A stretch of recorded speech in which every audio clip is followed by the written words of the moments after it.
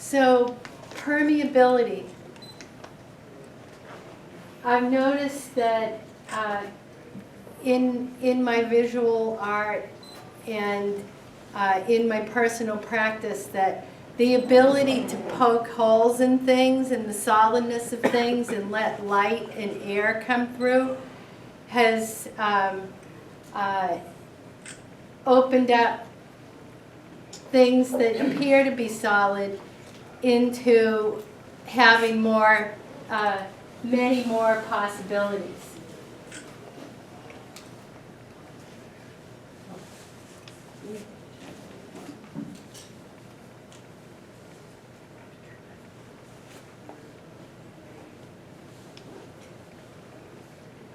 So I use glass as a reflective and refractive canvas, and I've used light to explore the nature of glass from the micro to the macro form. Quietude Departure is a flight path from San Francisco to Sacramento with 4 waypoints along the way. And a friend, when I was working on a public art project in Sacramento, a friend flew me up to Sacramento and pointed out these 4 waypoints. These are seedy glass wings that are mounted in the wall. I'm using a moving light unit to cast reflected and transmitted shadows. People describe them as amoeba-like or moth-like. And this piece is at the Crocker Art Museum right now.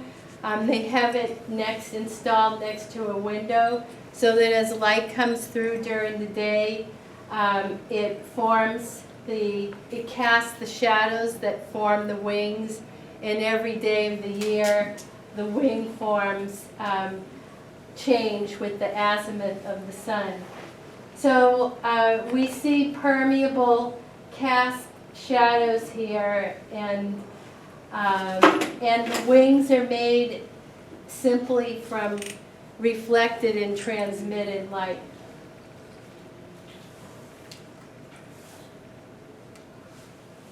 Glass looks like a solid and rigid material. In closer inspection, on an atomic level, glass actually has the same atomic structure as a liquid. So another assumption of something appearing to be something that it isn't. It's one of the most mysterious substances and very confounding for scientists.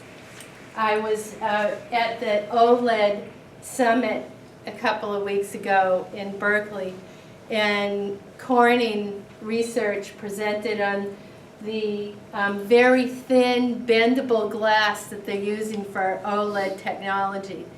So this aspect of the material actually being a liquid and solid at the same time.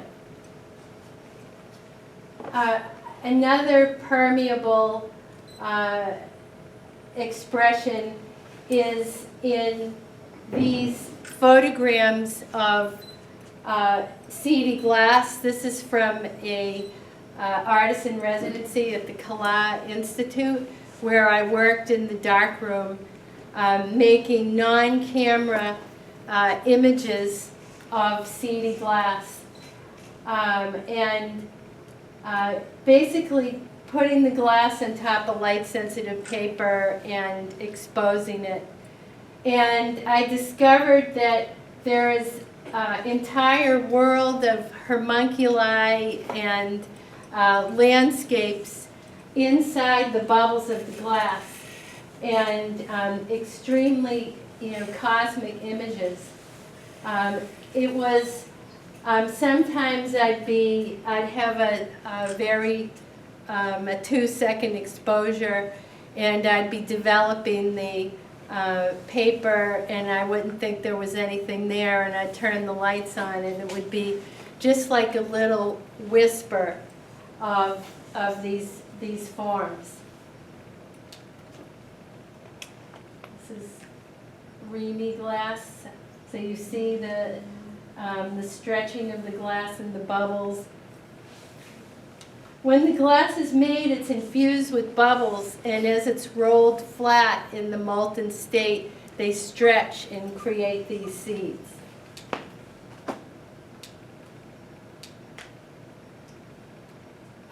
Like most of you, I have a hybrid existence, and I train architects and engineers in LED lighting technology. This is my favorite chart. This is the Chromaticity Chart, and it's the visible spectrum to we humans. The line going across the middle of the chart is called the black body curve, and it's determined by heating up a piece of metal from red hot, like a coal in your grill, to bluish white, like a flame on your stove. It describes the changing color temperature of white light. And it also describes the natural world. 1500 to 3000 K can be sunrise or sunset color temperatures. 6000 K is daylight, midday color temperature. One of my colleagues has built a high fidelity light recording and playback device. And he goes all over the world recording the shifting color temperature of daytime. And we think of daylight as being somewhat static. We notice the grosser changes of warm light in the morning or in the evening. But color temperature of daylight actually shifts very dramatically. It's very dynamic, going from 3000 K to 20,000 K in just a few minutes and continuously throughout the day. And a number of the colleagues that I work with have been instrumental in the public art project that I'm going to show you, and also taking some of these programs of the shifting color temperature from Santa Cruz or Mount Fuji and incorporating them and programming them into the public art project.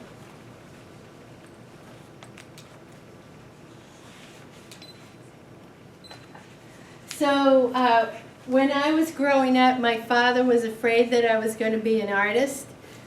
And so he brought home all this information for careers for artists, and I had to pick one. And I liked biology, so I picked medical illustrator. And I got a scholarship to the college that I went to as a result of being so directed. And I was studying comparative vertebrae and microbiology, and had a lot of anxiety about my curriculum and my ability to dissect dogfish sharks, and so I would hang out in the college chapel that was a very beautiful. It had stained glass windows of all the women saints, and I found a lot of solace from transmitted light through glass. You know, it really cured me. Those moments in the chapel, and it's what got me into working with light and glass. So, excuse me.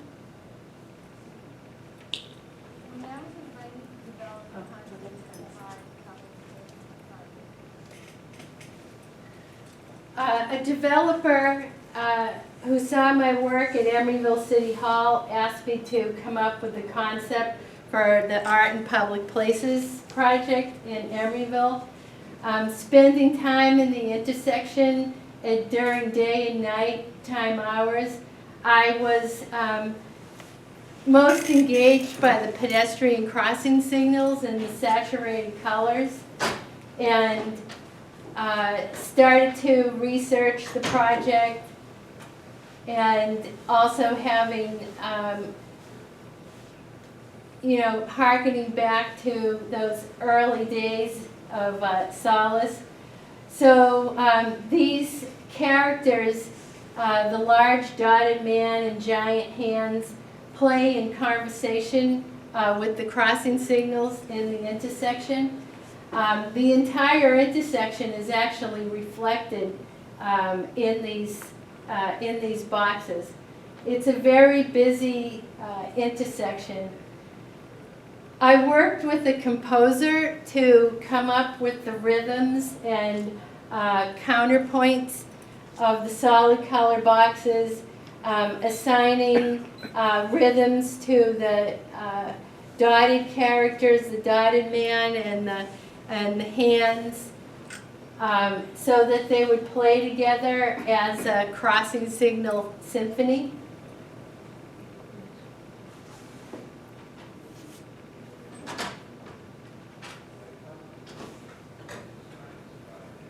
So we have a series of color-field boxes that play, kind of a Michael Jackson dotted man. These are overexposed crossing guys, countdown timers, dotted posse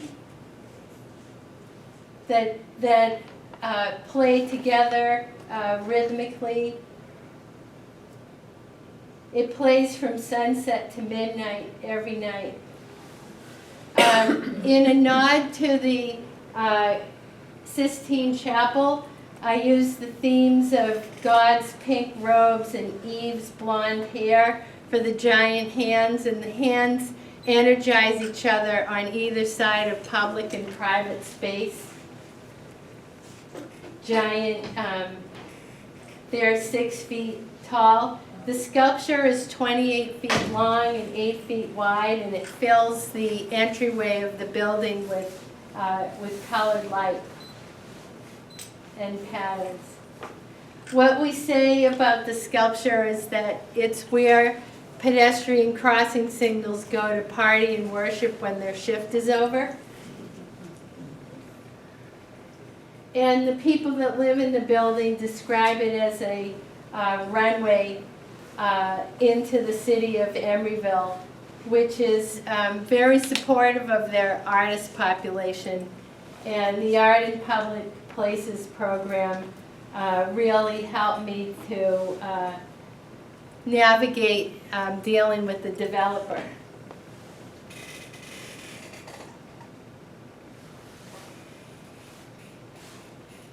So this is on the corner of Powell and Hollis Street in Emeryville.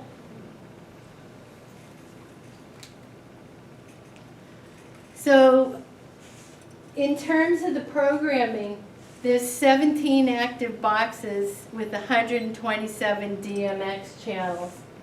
And in the programming, you select the colors that you want. So the program for the creation of Eve is here in the left-hand corner.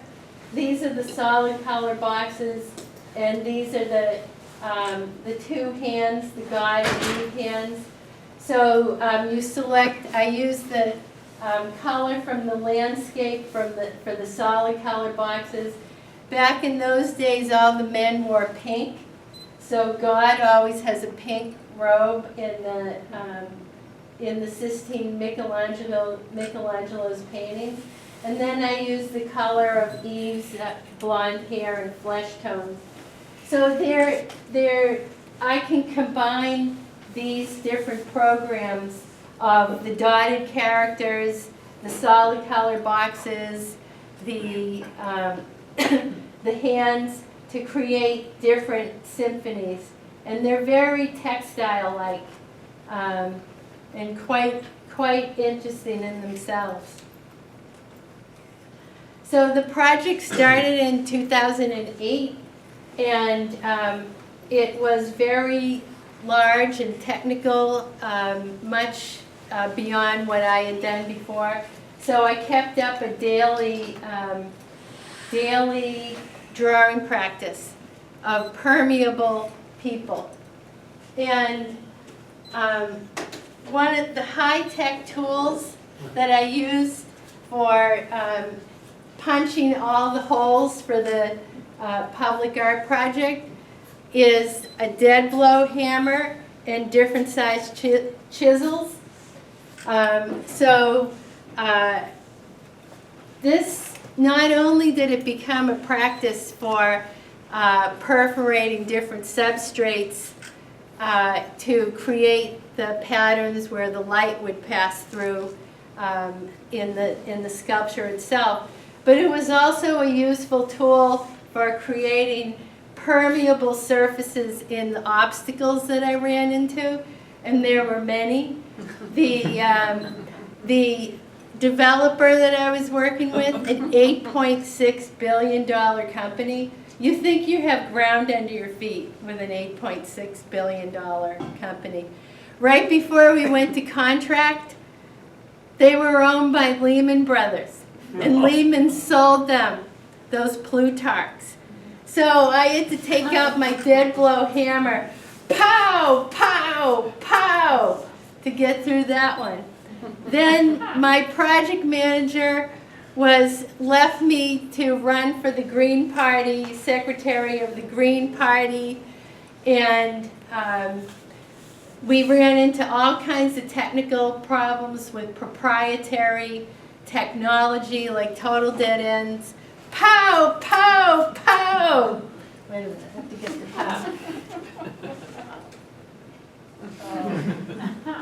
And then the last was the city of Emeryville required a forensic structural inspection of the sculpture before they would give me a permit. And an inspector actually went up into the sculpture on a J-lift and looked at every connection. And they would have taken it down if I failed the inspection. Pow, pow, pow! So anyway, it's being able to use permeability not only as an art practice, but as a personal practice of like just punching holes, letting the air and light come through in obstacles. And something that I found with the project, I made so many mistakes. Things would totally fall apart. It looked like dead ends, but it had an auspiciousness to it. And even though everything went south, whatever happened, it would come back, you know, brighter and shinier. And anyway, finally, I made it through all the hurdles. Pow! And it's now installed. And here are the gleeful gawkers. And thank you to Georgia for these great photos.